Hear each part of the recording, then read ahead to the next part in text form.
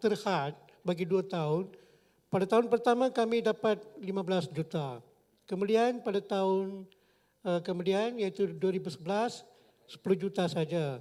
Jadi dengan cara inilah Kementerian Pendidikan memberi sokongan pada penerbit.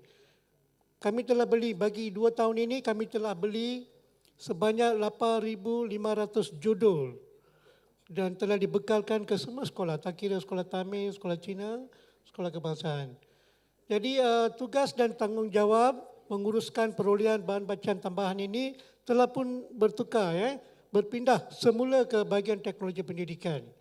Dulu kami terima tugas ini dari bahagian teknologi pendidikan. Sekarang pada tahun lepas, tugas ini telah pun pindah semula ke bahagian teknologi pendidikan. Jadi bila Kementerian Pendidikan terima kewangan dari Treasury, jadi peruntukan itu disalurkan pada bahagian buku teks dululah, sekarang akan disalurkan kepada bahagian teknologi pendidikan.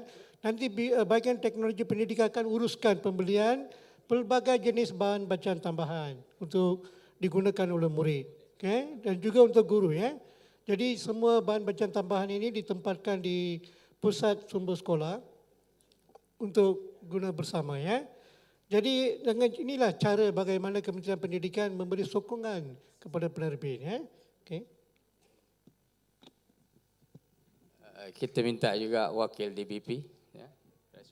Okey, persoalan tadi sejauh mana seriusnya agensi-agensi ataupun pertubuhan membantu dunia penerbitan lah Sebenarnya apa ni di Dewan Bahasa dan Pustaka sebenarnya kami serius dalam membantu industri penerbitan.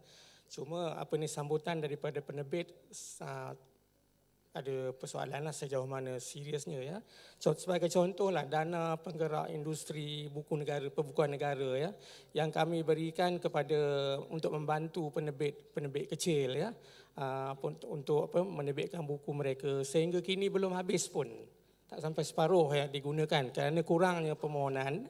Dan yang keduanya sudah pastilah apabila ada permohonan kami menilai bahan berkenaan. Kami membantu penerbit membaiki bahan berkenaan. Kemudian Dewan Bahasa dan Pustaka juga tidak semestinya membantu artinya menerbitkan buku tapi membina bakat penulisan. Sebagai contoh program Minggu Penulis Remaja, penulis kanak-kanak yang membina bakat penulis penulis pelapis yang sekarang pun ramailah menjadi penulis yang ternama yang tak kiralah mereka menerbit dengan Dewan Bahasa ataupun dengan agensi penerbit lain, tapi itulah itu supaya industri buku ni berkembang dan semarak. Kemudiannya program menggalakkan profesional menulis. Sebagai contoh program dengan pusat kampus perubatan Universiti Penulis Sains Malaysia, Pusat Kajian Pemikiran Islam USM, Jabatan Perikanan kita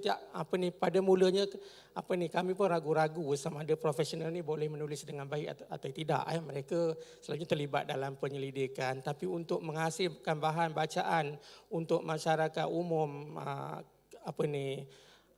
agak sukar. Tapi berkat bimbingan yang kami dilaksanakan oleh DBP